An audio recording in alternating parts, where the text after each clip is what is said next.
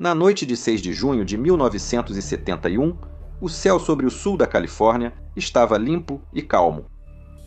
Era o tipo de dia que nós, pilotos, realmente adoramos, com boa visibilidade, ar suave e temperaturas moderadas, baixas o suficiente para permitir que os motores tivessem um desempenho próximo do ideal.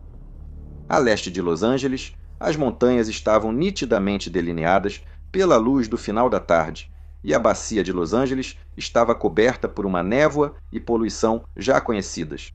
Isso significava que, próximo ao solo, a visibilidade variava entre 3 e 6 milhas, e um fino véu de nuvens dispersas pairava bem acima disso, a cerca de 23 mil pés de altitude. Agora, bem acima dos subúrbios de Los Angeles, duas aeronaves estavam se movendo constantemente em direção aos seus respectivos destinos. Uma delas era um McDonnell Douglas DC-9, recém-decolado do Aeroporto Internacional de Los Angeles e subindo continuamente, com sua fuselagem branca refletindo os últimos raios de sol enquanto virava para nordeste. E a vários quilômetros dali, outra aeronave bem diferente atravessava esse mesmo espaço aéreo. Este era um F-4 Phantom, do Corpo de Fuzileiros Navais dos Estados Unidos. Um caça-jato bimotor projetado para voar rápido, subir rapidamente e interceptar bombardeiros soviéticos. Então, mesmo que agora estivesse apenas sendo transferido para uma base para manutenção, seus motores potentes ainda permitiam que ele cortasse o ar a quase o dobro da velocidade de um avião comercial. Mas o cockpit do Phantom também era apertado, barulhento e agitado, com seus dois oficiais dos fuzileiros navais concentrados apenas em levar a aeronave avariada de volta para casa. E nenhuma dessas duas aeronaves sabia da existência uma da outra. Mas, em poucos minutos, isso mudaria tragicamente. De qualquer forma, para a tripulação do voo 706 da Hughes Air West, a noite havia começado como esse tipo de serviço normalmente começava. O voo estava programado para operar de Los Angeles até Seattle, com paradas intermediárias planejadas em Salt Lake City, Utah, Boise e Lewiston, Idaho, e Pasco e Yakima, Washington. Essa era uma rota familiar para a tripulação envolvida, que a realizava com bastante regularidade, e não havia nada nela que exigisse atenção especial. Especialmente em um dia bonito como este. A aeronave usada naquela noite era um McDonnell Douglas DC-9, registrada como November 9 345, e ela foi literalmente construída para voos curtos como este. Lá em 1971, ela representava o auge da era moderna dos jatos. Confiável, eficiente, de confiança, e esta aeronave em particular era quase nova, tendo sido entregue à companhia aérea Air West apenas um ano antes. Agora, a companhia aérea em si havia passado recentemente por algumas mudanças, pelo menos no nome. Apenas alguns anos antes, a Air West havia sido comprada pelo bilionário recluso Howard Hughes, um homem cuja vida já havia se tornado inseparável da história da aviação naquele ponto. Hughes construiu parte de sua fortuna fabricando aeronaves, quebrando recordes em voos e mantendo uma obsessão pela excelência técnica. Assim, ao adquirir a companhia aérea, em 68, ela foi renomeada como Hughes Air West, com uma nova imagem, novos uniformes e uma nova pintura. Isso logo se tornaria inconfundível em todo o oeste dos Estados Unidos. Mas apesar do envolvimento de Hughes, isso não era um projeto de vaidade ou um experimento arriscado. Não, Hughes Air West operava como uma companhia regional convencional e bem administrada, voando aeronaves modernas em rotas rigidamente programadas por todo o oeste dos Estados Unidos. Portanto, de forma crucial, nada relacionado às operações, manutenção ou treinamento de tripulação da Hughes Air West teria qualquer papel no que estava prestes a acontecer. Os pilotos responsáveis por esse voo estavam na companhia muito antes de Howard Hughes colocar seu nome nela, e ambos eram muito experientes. O comandante tinha 50 anos e acumulava cerca de 15.500 horas totais de voo, com mais de 2.500 horas no DC-9, e ele seria o piloto em comando no primeiro trecho deste voo, enquanto seu copiloto de 49 anos, que acumulava 17.100 horas totais de voo e cerca de 300 no DC-9, seria o piloto monitorando. Atrás deles, eles estavam acompanhados por 3 comissários de bordo e 44 passageiros, totalizando 49 pessoas no primeiro voo. Naquele momento, às 18h02, o voo local 706 alinhou-se com a pista no Aeroporto Internacional de Los Angeles e começou a acelerar pela pista. Após a decolagem, o reluzente DC-9 virou para leste e subiu, afastando-se das luzes da cidade. E, uma vez que o trem de pouso e os flaps foram recolhidos e a checklist pós-decolagem foi concluída, a cabine entrou no ritmo familiar da partida, com os pilotos fazendo chamadas padrão e verificando a pressurização como já haviam feito centenas de vezes antes.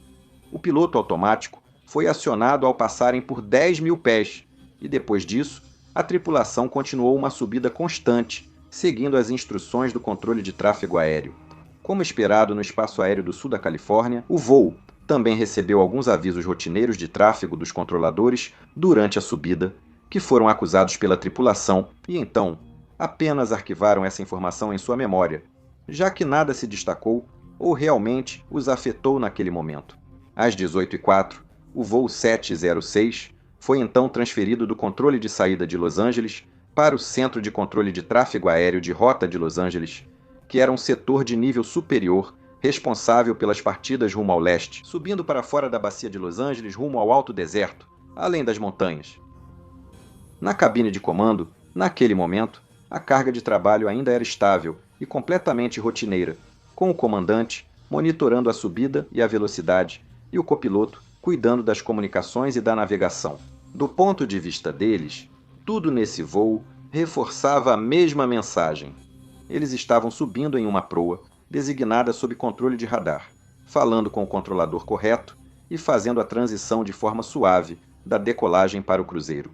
Portanto, não havia indicação de que algo estava fora do lugar.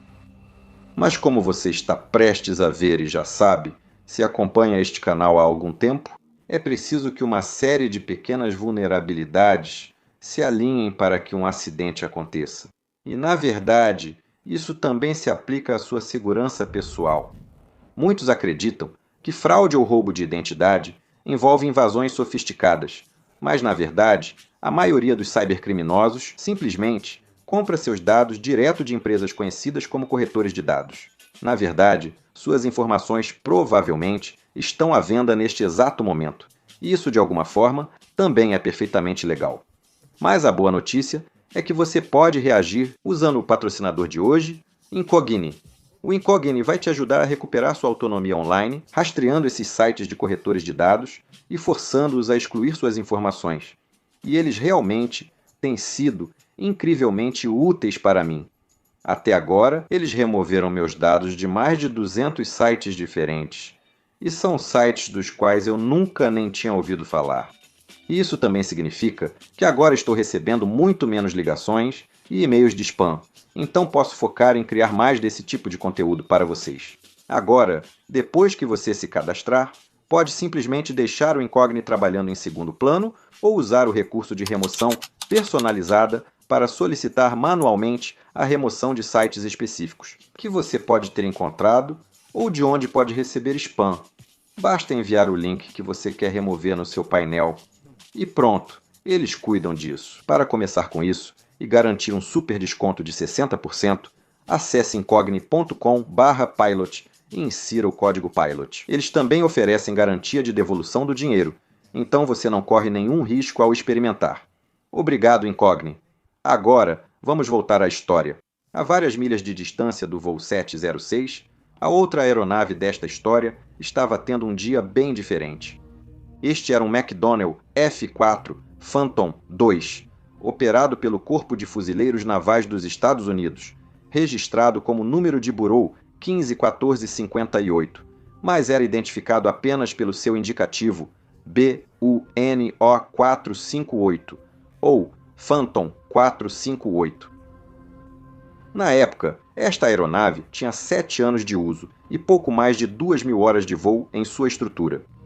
Agora, o F-4 Phantom é um interceptador bimotor de 2 lugares projetado no final dos anos 50 para cumprir uma missão muito específica: detectar, interceptar e destruir bombardeiros soviéticos velozes e de alta altitude, antes que alcançassem o espaço aéreo dos Estados Unidos ou aliados. e ele havia sido construído para um mundo onde o tempo de reação importava mais do que a eficiência, e onde essa aeronave era esperada para operar longe de bases amigas, frequentemente sob condições de combate, com pouca margem para erro. Para sobreviver nesse tipo de ambiente, o Phantom foi projetado para ser muito resistente, já que os caças daquela época eram desenvolvidos para suportar a primeira onda esperada de uma guerra nuclear entre as duas superpotências. E isso também significava que ele deveria ser capaz de continuar voando mesmo quando partes dele estivessem danificadas, não de forma confortável ou indefinida, mas pelo menos o suficiente para levar sua tripulação de volta para casa. Essa filosofia de projeto foi excelente em combate, permitindo que o Phantom voasse em condições que manteriam qualquer avião comercial no solo. Basicamente, contando com doutrina, treinamento e aceitação de risco, isso fazia sentido em um contexto militar, mas trazia consequências muito diferentes caso a aeronave deixasse o espaço aéreo militar controlado e entrasse no sistema civil, o que vale a pena lembrar. Mas o Phantom era realmente bom no que fazia. Na verdade, ainda existem algumas forças armadas no mundo usando, hoje em dia, apenas com alguns radares e sensores atualizados. Porém, em 6 de junho de 1971, esse Phantom específico não estava em boas condições. 2 dias antes, em 4 de junho, a aeronave decolou da estação aérea do Corpo de Fuzileiros Navais El Toro, ao sul de Los Angeles, para um treinamento rotineiro com 2 aeronaves.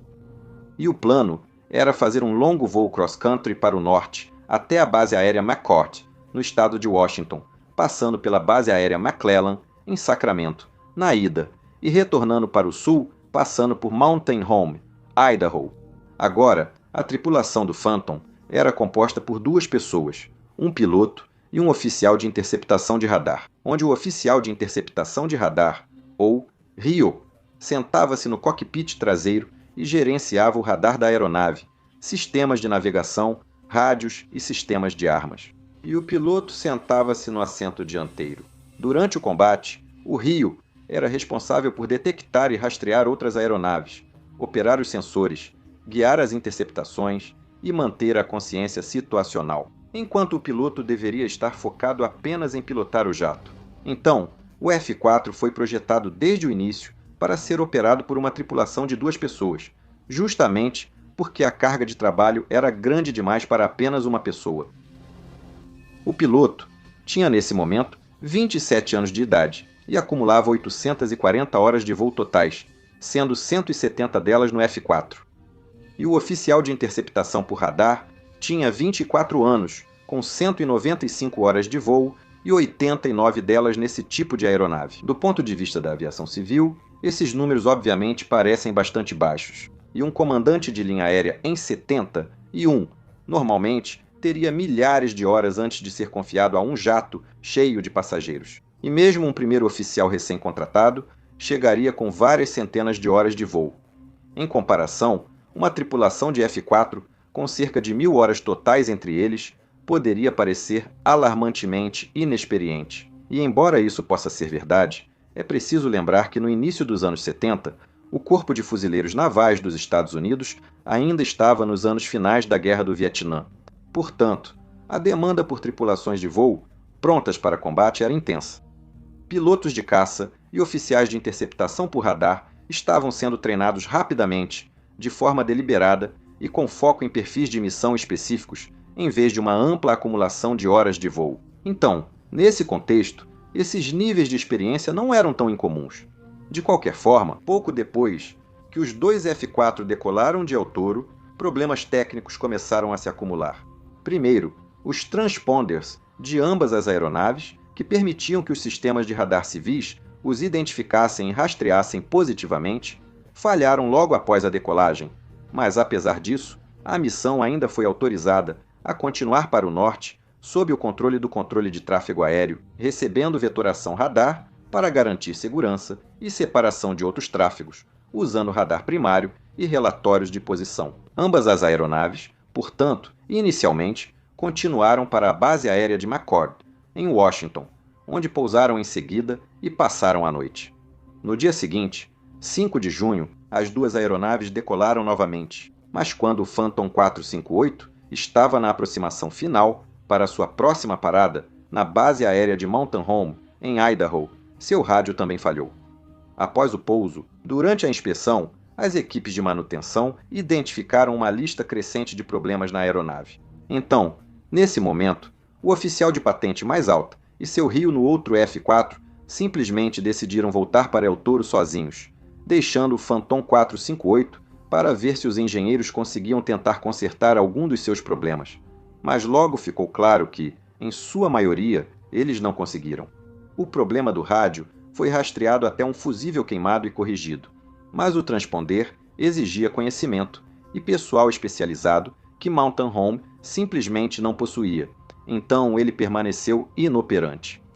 E além disso, o radar de nariz do Phantom também estava degradado e em grande parte não era confiável. Esse sistema era um radar de controle de tiro complexo e multimodo, projetado para interceptações de longo alcance, combate a ar e navegação por radar. Mas o desempenho do radar do Phantom 458 estava agora tão degradado que não podia ser confiável para detecção ar de forma alguma. E para piorar ainda mais a situação, o sistema de oxigênio da aeronave também estava vazando. E embora o vazamento pudesse ser confirmado pelas equipes de manutenção, ele não podia ser reparado, o que realmente limitava a altitude máxima da aeronave, obrigando a tripulação a voar mais baixo até que o problema fosse resolvido. Então, sem uma maneira imediata de consertar tudo completamente, a tripulação decidiu simplesmente seguir para a próxima etapa da missão. Voando sob VFR, ou regras de voo visual, um plano de voo apenas visual até a base aérea de Fallon, em Nevada, onde eles pernoitariam e reabasteceriam para permanecer dentro do limite de horas de serviço. Dito e feito, a tripulação se organizou e voou com sua aeronave até Nevada. E no dia seguinte, 6 de junho, eles finalmente começaram a se preparar para o último trecho de volta para casa na base. As equipes de manutenção fizeram uma última tentativa de consertar alguns dos sistemas, mas sem sucesso real. Concluiu-se que só a base do 458, em El Toro, tinha capacidade para resolver todos esses problemas. Antes de partir de Fallon, o piloto avisou o oficial de serviço do esquadrão sobre o status técnico da aeronave. O oficial de serviço mandou ele levar o avião de volta para El Toro em baixa altitude. O vazamento de oxigênio impedia operar na altitude usual, e como o transponder da aeronave também estava inoperante, eles não podiam operar legalmente sob regras de voo, por instrumentos em espaço aéreo civil movimentado. Então, a única solução era voar o jato, visualmente, em baixa altitude, abaixo das camadas de espaço aéreo controladas pelos controladores de tráfego aéreo civis, como se fosse um Cessna super rápido de certa forma. Isso também significava que o piloto e o oficial de interceptação por radar começaram a planejar a rota de voo visual de volta ao sul da Califórnia. E para entender por que isso fazia sentido, ajuda a entender um pouco mais sobre como esse espaço aéreo funcionava em 1971. Veja, na época, a maior parte do tráfego de jatos civis operava dentro do que era conhecido como área de controle positivo, que incluía tudo no nível de voo 240, ou 24 mil pés e acima. Dentro desse espaço aéreo, os controladores de tráfego aéreo eram responsáveis por manter as aeronaves separadas usando radar e espaçamento procedural. E todas as aeronaves operando ali eram obrigadas a ter rádios e transponders funcionando e a voar sob regras de voo por instrumentos. Mais abaixo disso, as regras eram bem diferentes. Aeronaves voando visualmente sob regras de voo visual, ou VFR, eram em grande parte responsáveis pela sua própria separação. Os pilotos podiam solicitar avisos de tráfego e vetores de desvio ao controle de tráfego aéreo, mas isso não era garantido. O tráfego VFR também, obviamente, sempre era esperado que olhasse para fora e evitasse outras aeronaves. Essa regra existia em todos os lugares, e na verdade ainda existe hoje. Então, o que tornava os voos fora da área de controle positivo diferentes não era a presença do ver e evitar, mas sim a ausência de qualquer outro recurso melhorando a separação. Basicamente, isso era o equivalente ao voo em espaço aéreo G não controlado atualmente. Além disso, a cobertura de radar frequentemente era incompleta, e os transponders não eram universalmente exigidos nesses níveis. Então, isso basicamente colocava toda a responsabilidade pela separação nas mãos dos pilotos, um fato que já havia se mostrado bastante falho. Veja, colisões em pleno voo eram um problema recorrente durante as décadas de 50 e 60, especialmente em áreas terminais movimentadas e ao longo de trajetórias comuns de subida e descida. E todas as investigações basicamente mostravam o mesmo padrão: aeronaves operando legalmente em condições de tempo bom, com as tripulações observando o tráfego, mas ainda assim colidindo porque as circunstâncias tornavam o método ver e evitar insuficiente. Mas esse risco, basicamente, já havia sido aceito, porque a infraestrutura para evitá-lo completamente simplesmente ainda não existia. O risco aumentava ainda mais devido à gestão do tráfego comercial em 1971. Veja bem, o tráfego operando sob regras de voo por instrumentos não tinha garantia de controle positivo contínuo desde a decolagem até o cruzeiro e a descida novamente. Em vez disso, as aeronaves que decolavam frequentemente subiam para fora da área de controle terminal do aeroporto, passando por uma camada intermediária do espaço aéreo, onde a cobertura de radar e as responsabilidades de separação eram limitadas. E só depois elas entravam na área de controle positivo em altitudes mais elevadas.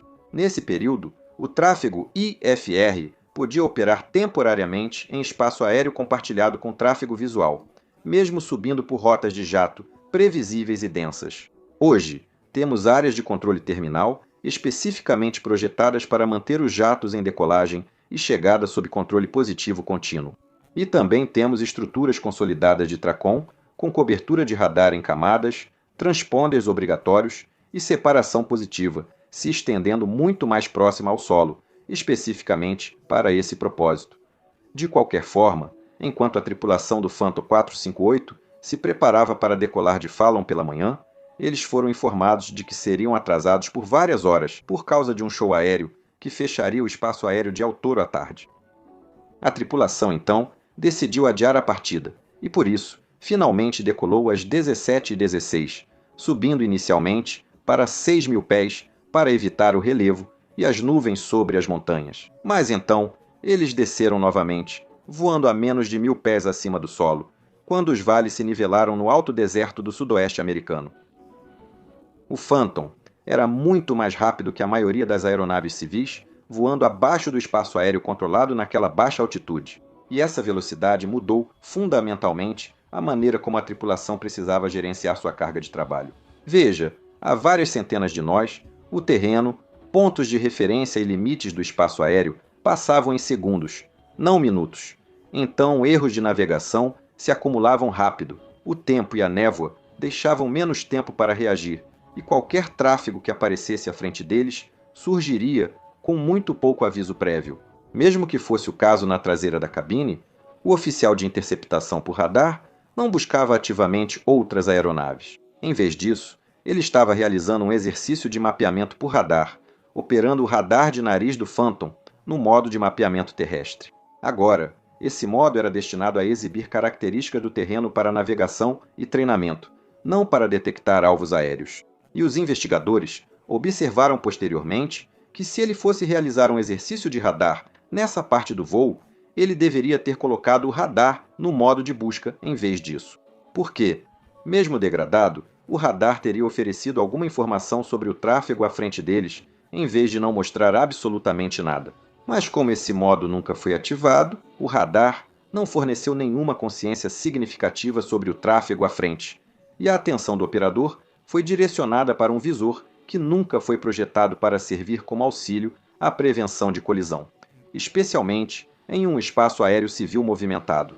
Enquanto isso, o piloto lá na frente observava o lado de fora, vigiando constantemente o terreno e o tráfego, sabendo que qualquer coisa que ele visse apareceria de repente e sem aviso prévio. A mais de 400 nós, velocidade em que eles estavam cruzeirando agora, a compressão do tempo realmente importava, porque a varredura visual para nós, pilotos, não é apenas olhar para fora, é ter tempo suficiente para detectar um objeto, reconhecê-lo como uma ameaça, avaliar seu movimento e então decidir como evitá-lo. Em alta velocidade, Cada uma dessas etapas, obviamente, precisava acontecer muito mais rápido. E esse é um dos motivos pelos quais temos uma restrição obrigatória de velocidade de 250 nós ao voar abaixo de 10.000 pés na maior parte do mundo atualmente. De qualquer forma, ao se aproximar de Bakersfield, a tripulação do Phantom contatou o CTA para saber as condições meteorológicas em El Toro. As condições pareciam viáveis, mas a bacia de Los Angeles estava muito movimentada, como sempre. Então, em vez de tentar atravessar diretamente a cidade, a tripulação tomou outra decisão que parecia prudente naquele momento. Em vez de se aproximar de El Toro diretamente pelo norte, eles iriam seguir para leste, em direção a Palmdale, contornando o pior do tráfego antes de virar novamente para o sul, em direção à base. Mas o espaço aéreo do sul da Califórnia não é nada tolerante. O terreno se eleva rapidamente à medida que o deserto dá lugar a colinas íngremes e montanhas acidentadas. E além disso, à medida que o Phantom 458 seguia para leste de Bakersfield e em direção à Serra de San Gabriel, a visibilidade começou a piorar. A névoa piorou, apagando o contraste e suavizando a paisagem, tornando até pontos familiares difíceis de distinguir. E voar tão baixo como estavam agora começou a deixar o piloto cada vez mais desconfortável. Então, para manter contato visual com o terreno e evitar voar às cegas em direção a uma elevação, o piloto começou a subir. Ele acelerou os motores do Phantom e então puxou bruscamente o manche para cima, fazendo a aeronave subir rapidamente em direção a uma nova altitude, alvo de 15.500 pés. Lá em cima, ele ainda seguia as regras, pois ainda não tinham entrado na área de controle positivo. Mas isso também significava que a trajetória de voo deles acabaria diretamente no corredor usado pelo tráfego de jatos indo para o leste, partindo da área de Los Angeles em direção ao nordeste. Então, enquanto o voo 706 da Hughes Air West agora subia em direção ao leste por um dos corredores de partida mais movimentados do país, ele também estava prestes a passar por altitudes onde a autoridade do controlador ainda não era absoluta. Ao mesmo tempo, o Phantom 458 estava voando VFR legalmente fora do espaço aéreo controlado, e agora havia entrado nesse mesmo segmento vertical de espaço aéreo. Isso significava que ambas as aeronaves estavam operando perfeitamente dentro das regras existentes, mas sem um sistema de controle funcionando para mantê-las separadas. Enquanto o Phantom subia através da névoa, a bordo do voo 706, os pilotos continuavam subindo suavemente e se afastando da cidade. Às 18h06, eles foram transferidos para o centro de controle de Los Angeles, deixando a área terminal e entrando no sistema mais amplo do espaço aéreo. 3 minutos depois, ao passarem de 12.000 pés, a tripulação foi instruída a virar para 040 graus e seguir direto a um ponto chamado Daggett. Então, o copiloto repetiu: vire à esquerda para 040, prossiga em direção a Daggett. E essa seria a última transmissão que essa tripulação faria. Naquele momento, o DC-9 e o Phantom não só não tinham conhecimento da presença um do outro, como também estavam separados por frequências de rádio. Veja, enquanto eles subiam após decolar de LAX, o voo 706 estava em contato contínuo com o centro de Los Angeles, mas o Phantom 458 não fazia parte dessa conversa. Porque, como uma aeronave VFR em espaço aéreo VFR, ela não tinha nenhuma obrigação de falar com o controle de tráfego aéreo, nenhuma mesmo. Se o controlador de setor tivesse visto o Phantom como alvo de radar distinto, ainda poderia ter avisado o voo 706 da Hughes Air West sobre o tráfego, descrevendo o rumo e a direção do retorno. Mas isso nunca aconteceu. Veja, sem um transponder funcionando, usado para o que chamamos de radar secundário, o F4 só apareceria como um retorno primário de radar, que é apenas um reflexo físico do feixe de radar, refletindo na própria aeronave. Isso não forneceria altitude, identidade e muitas vezes nem mesmo a certeza de que era realmente uma aeronave. Os investigadores descobriram depois que o retorno primário de radar do 458 era fraco e intermitente na melhor das hipóteses, porque o Phantom tinha um perfil de radar fraco por design, e ele também estava se movendo muito rápido, com uma inversão de temperatura entre a antena e a aeronave, o que estava interferindo ainda mais no radar. Então isso significava que em algumas varreduras do radar, o Phantom simplesmente não aparecia, e em outras, provavelmente, só piscava brevemente, quase indistinguível do ruído de fundo do radar na tela. Como não havia informação de altitude, identificação ou qualquer outro dado que indicasse aos controladores que se tratava de uma aeronave, nenhum dos 4 controladores que observavam a tela, alguns em treinamento naquele dia, reconheceu a ameaça. Além disso, como o Phantom não era obrigado a informar sua localização ao controle de tráfego aéreo e, na verdade, nunca havia feito contato com o centro, o controlador também não podia emitir nenhuma instrução ou aviso ao seu piloto. Agora, o Phantom poderia ter chamado o centro de Los Angeles a qualquer momento para solicitar monitoramento por radar ou avisos de tráfego, mas isso era opcional, não obrigatório, e essa tripulação, por algum motivo, nunca fez isso. Então agora, cabia a essas 2 aeronaves verem e evitarem uma a outra, e à medida que as trajetórias de voo convergiam, os ângulos de aproximação também não ajudavam.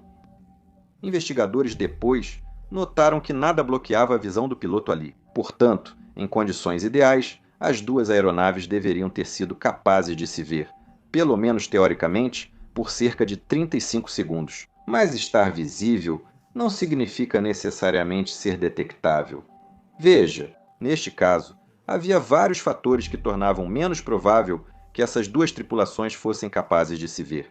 E o maior deles era o fato de que agora eles estavam se aproximando um do outro, no que chamamos de rumos constantes.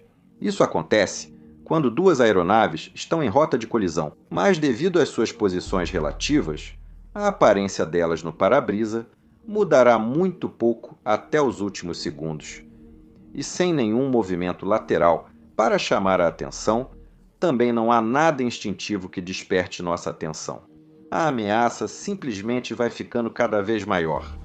Agora, é fácil supor em retrospecto que o tempo claro deveria ter facilitado a visualização da outra aeronave. Afinal, o céu sobre o sul da Califórnia naquela noite estava limpo e a visibilidade era boa. Então, na teoria, as condições pareciam ideais para ver e evitar. Mas, novamente, não é tão simples assim, porque o céu limpo também significava que não havia nuvens atrás das 2 aeronaves que pudessem fornecer algum contraste, nem qualquer outro elemento de fundo que ajudasse os pilotos a detectar o movimento relativo um do outro. O fuselagem branca do DC-9 provavelmente se misturou ao céu ao fundo, e a pintura clara do Phantom também se confundiu com o terreno e a névoa. Mas dito isso, o piloto do Phantom 458 havia recebido treinamento extensivo em doutrina de observação e técnicas de varredura visual durante sua escola de voo inicial. O piloto e o oficial de interceptação por radar receberam instrução extra focada em técnicas de varredura usadas em interceptações táticas e perseguições. Depois que eles ingressaram em seu esquadrão, a disciplina de varredura era reforçada rotineiramente em suas funções normais. Por outro lado, a tripulação do voo 706 nunca recebeu nenhum treinamento recorrente sobre varredura visual, algo que os investigadores posteriormente fizeram questão de destacar em seu relatório. Agora, todos os pilotos fazem varredura visual para procurar tráfego, mas é importante lembrar que a varredura visual não é algo que os pilotos comerciais fazem continuamente, o tempo todo. Isso é algo compartilhado com todas as tarefas na cabine de comando, como monitorar instrumentos, acompanhar altitude e proa, gerenciar navegação, ouvir comunicações de rádio e planejar a próxima fase do voo. Então, nesse tipo de ambiente, os pilotos não ficam apenas olhando fixamente para frente, o que significa que um objeto que permanece quase imóvel no campo de visão à frente provavelmente não receberia atenção até que fosse tarde demais. A tripulação do Phantom 458 enfrentava alta carga de trabalho, com o piloto controlando a aeronave manualmente, gerenciando altitude e atitude em visibilidade deteriorada enquanto navegava por terreno complexo e monitorava um jato com vários sistemas degradados. Na traseira, o oficial de interceptação por radar ainda conduzia o exercício que eu mencionei antes, usando seu radar degradado em um modo que oferecia pouca ajuda para localizar tráfego. Isso também exigia que ele mantivesse a cabeça baixa e se inclinasse para tentar usar o visor do radar em sua posição recolhida. Então, naquele momento, às 18h11, com o voo 706 ainda em subida para uma altitude de cruzeiro e o Phantom 458 agora em voo nivelado, as duas tripulações ainda não faziam ideia de que agora estavam em rota direta de colisão. A uma velocidade combinada de bem mais de 600 nós, a distância entre as duas aeronaves agora estava diminuindo rapidamente, mesmo que nenhuma das tripulações percebesse essa mudança diretamente. Na frente do Phantom 458, o piloto continuava fazendo a varredura visual o melhor que podia, mas o Phantom foi projetado para voar a mais de 2 vezes a velocidade do som. Por isso, ele era equipado com um vidro de cockpit grosso que precisava de reforços, e isso dava a ele uma visibilidade muito ruim à frente e quase nenhuma para trás. Então, para ajudar a aliviar esse problema, os pilotos eram treinados para movimentar a aeronave e assim eliminar seus pontos cegos, e de acordo com esse treinamento, alguns momentos depois de nivelar a aeronave, o piloto então rolou o Phantom em um breve e controlado rolamento de aileron. Isso provavelmente não foi, como vários espectadores contaram aos investigadores, acrobacia ou exibição, mas sim uma manobra de varredura. Uma rápida varredura acima e abaixo do nariz para verificar os pontos cegos que uma visão reta à frente facilmente deixaria passar. Essa rolagem durou apenas alguns segundos, e o céu parecia limpo. Então, o Phantom simplesmente nivelou as asas novamente e continuou voando em linha reta. À frente deles, abaixo e à direita do nariz, estava o voo 706 da Hughes Air West. 1 minuto e 20 segundos se passaram enquanto o operador de radar continuava olhando para sua tela de radar para mapear o terreno abaixo deles. E foi apenas entre 3 e 10 segundos antes da colisão que ele finalmente levantou a cabeça. Em sua visão periférica, ele agora percebeu uma mudança repentina, um clarão branco, logo abaixo à frente, onde antes só havia céu.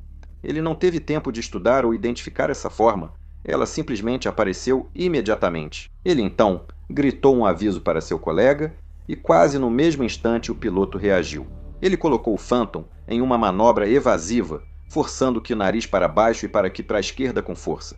Mas era tarde demais naquela velocidade. Simplesmente não havia espaço suficiente para manobrar. Então, às 18 horas, 11 minutos e 20 segundos, os dois aviões colidiram com um som chocante de impacto e metal retorcido. Para os pilotos a bordo do voo 706 da Hughes Air West, não houve aviso, e eles provavelmente nunca souberam o que os atingiu. O Phantom colidiu com o DC-9 ao fazer uma curva à esquerda e para baixo, e o impacto foi devastador. A asa direita do caça cortou a fuselagem dianteira inferior do avião comercial, rasgando a estrutura até a 10ª fileira de janelas. E quase simultaneamente, o estabilizador vertical do Phantom cortou para cima através do cockpit, passando diretamente por baixo do para-brisa.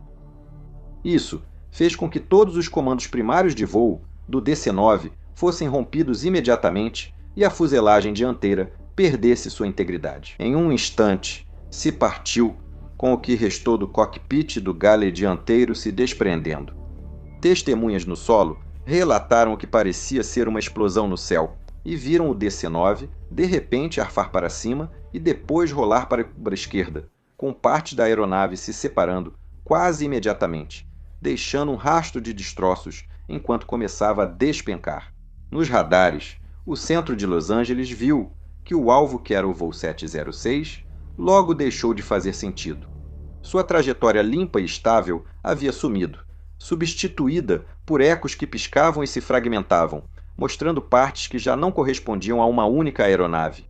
Naquele momento, os destroços do DC-9 já caíam descontrolados, com as forças aerodinâmicas destruindo o restante da estrutura da aeronave e provocando novas falhas. Para a tripulação do Phantom 458, a colisão poderia ter sido sobrevivida. O F-4 havia atingido o DC-9 a uma velocidade de 420 nós, e a violência dessa colisão, obviamente, causou danos críticos à aeronave. O nariz do Phantom foi destruído, a asa direita foi esmagada e a cauda foi arrancada, o que também desestabilizou o avião, causando guinada e rolagem, enquanto os destroços passavam voando pela cabine. Lá dentro, o piloto e o oficial de interceptação por radar de repente se viram lutando com uma máquina que já não era mais controlável. Mas o Phantom havia sido projetado com um sistema de ejeção destinado a dar à sua tripulação uma última chance quando tudo o mais falhasse. E nesses segundos finais, esse sistema agora se tornou a única opção restante, mas também foi o último sistema a falhar. O oficial de interceptação de radar no assento traseiro iniciou sua ejeção primeiro, e essa única ação desencadeou uma cadeia de eventos que finalmente selou o desfecho. Veja, o sistema de escape do Phantom dependia de uma cadeia de eventos complexa e cronometrada com precisão, ocorrendo em questão de milissegundos. Quando iniciado, cargas explosivas deveriam ejetar as coberturas, e somente quando as coberturas estivessem livres, o circuito elétrico permitiria a ignição dos motores foguete dentro dos assentos ejetáveis. Agora, a cobertura precisava estar completamente livre da aeronave. Então, para garantir essa sequência, o sistema incluía um disjuntor, que fisicamente impedia o disparo do assento se a cobertura ainda estivesse no lugar. Em teoria, isso garantia uma operação segura, mas neste caso, quando o oficial de interceptação de radar ejetou primeiro, isso interrompeu o circuito elétrico que permitia a liberação da cobertura do piloto. Assim, com a cobertura ainda no lugar, o assento ejetor do piloto não pôde disparar, e o piloto ficou preso dentro da aeronave em chamas. Agora, isso não foi uma coincidência estranha, nem uma falha desconhecida. Na verdade, esse era um defeito de projeto conhecido no assento ejetor e no conjunto da cobertura do F-4 Bravo, o que tornava provável, embora não garantido, que se o oficial de interceptação de radar ejetasse primeiro, o piloto talvez não conseguisse ejetar de forma alguma. A correção desse defeito já existia. A Marinha e o Corpo de Fuzileiros Navais já planejavam atualizar suas aeronaves com um sistema que eliminava essa vulnerabilidade. E o Phantom 458 estava na fila para receber essa modificação no mês seguinte. Mas em 6 de junho de 1971, ele ainda estava voando com seu projeto original, selando o destino de seu piloto. Após uma breve queda em direção à Terra, o Phantom 458 logo atingiu o solo na extremidade sul das montanhas de San Gabriel, com o piloto ainda preso dentro, e a apenas cerca de 1 milha de distância, e quase ao mesmo tempo, o DC-9 também atingiu a encosta da montanha, matando todos os 49 passageiros e tripulantes a bordo. O oficial de interceptação de radar do Phantom conseguiu saltar de paraquedas no Vale de San Gabriel, tornando-se o único sobrevivente do acidente. Nos dias seguintes, investigadores reconstruíram o acidente com gravações do CTA, registros de radar e depoimentos, incluindo o do oficial de radar do Phantom, além das evidências físicas espalhadas pelas montanhas de San Gabriel. O incêndio após o acidente foi intenso o suficiente para destruir completamente o gravador de voz no cockpit do DC-9, enquanto seu gravador de dados de voo registrou apenas um conjunto limitado de parâmetros, e o Phantom 458 não carregava nenhum gravador. Isso obrigou os investigadores a reconstruírem os momentos finais com base em evidências externas, e não nas aeronaves. E o quadro que logo surgiu era profundamente desconfortável, já que não parecia depender de um único erro. O voo 706 estava realizando uma decolagem IFR autorizada normal. O Phantom estava operando em VFR, com um transponder inoperante, capacidade de rádio intermitente e um plano que dependia quase totalmente do ver e evitar em um dos espaços aéreos mais movimentados do país. E isso, obviamente, levou rapidamente a mudanças radicais. No mundo civil, o acidente forçou os reguladores a enfrentar um problema que estava escondido à vista de todos o tempo todo. Havia uma sobreposição não controlada entre os corredores de saída de jatos de alta velocidade e o tráfego VFR não controlado. Então, uma das respostas mais imediatas da FAA foi o desenvolvimento de cartas de área terminal VFR para 22 grandes regiões metropolitanas. Isso foi feito para mostrar explicitamente os corredores de chegada e saída IFR usados pelas companhias aéreas, para que os pilotos VFR pudessem ver em uma carta onde o tráfego de jatos estaria concentrado, e assim planejar para evitar essas rotas. O acidente impulsionou uma reestruturação mais ampla do espaço aéreo dos Estados Unidos, com o objetivo de garantir que as aeronaves IFR permanecessem em espaço aéreo positivamente controlado de forma contínua, desde logo após a decolagem até o pouso. Esse esforço impulsionou a expansão das áreas de controle terminal e dos espaços aéreos de controle positivo em altitudes mais elevadas, fechando gradualmente aquelas lacunas perigosas e não controladas. Mudanças também ocorreram no lado militar. O assento ejetor e a abertura da cobertura do F-4 foram reconhecidos formalmente como deficiência de projeto, e a lógica foi revisada para que a ejeção de um tripulante não pudesse mais impedir o outro de escapar. E, mais importante, as orientações de treinamento mudaram para limitar onde aeronaves militares podem operar em alta velocidade e altitude em espaço aéreo congestionado, especialmente acima de 10.000 pés e 250 nós. E as tripulações foram explicitamente treinadas para solicitar monitoramento por radar e avisos de tráfego dos controladores civis e do controle de tráfego aéreo ao operar sob regras de voo visual. Então, com todas essas mudanças em mente, seria bom dizer que essa colisão pertence a uma era diferente da aviação, uma com radar primitivo, regras frouxas e menos salvaguardas. Mas a verdade, infelizmente, é muito mais complexa do que isso. Certamente, a tecnologia e os aviões mudaram, mas o espaço aéreo também se tornou muito mais congestionado nos 54 anos desde que essa colisão aconteceu. Infelizmente, os problemas fundamentais que a causaram ainda não foram totalmente resolvidos. Não porque não possam ser resolvidos, mas porque a vontade de fazê-lo não parece existir entre as pessoas que têm a capacidade de consertar isso. Provavelmente, vimos isso de forma mais clara na colisão em voo sobre Washington, D.C., em 25 de janeiro. E mais recentemente, com a quase colisão entre um avião-tanque da Força Aérea e um voo da JetBlue, que foi assustadoramente semelhante a este acidente. Cada um lembra que o conceito de ver e evitar ainda exige mais da visão humana do que ela pode suportar de forma confiável em velocidades de jato. E parece que os militares dos Estados Unidos têm permissão para operar com muito menos supervisão do que o tráfego aéreo civil. Tudo isso enquanto ainda compartilham o mesmo espaço aéreo que nós. Ainda estamos aguardando o relatório final da colisão em voo, ocorrida em janeiro em Washington, D.C. Mas, quando ele for divulgado, eu vou cobri-lo detalhadamente, e eu não ficaria surpreso se alguns paralelos muito preocupantes com esse acidente também forem encontrados lá. Meu nome é Peter Hornfeld, e você está assistindo Mentor Pilot.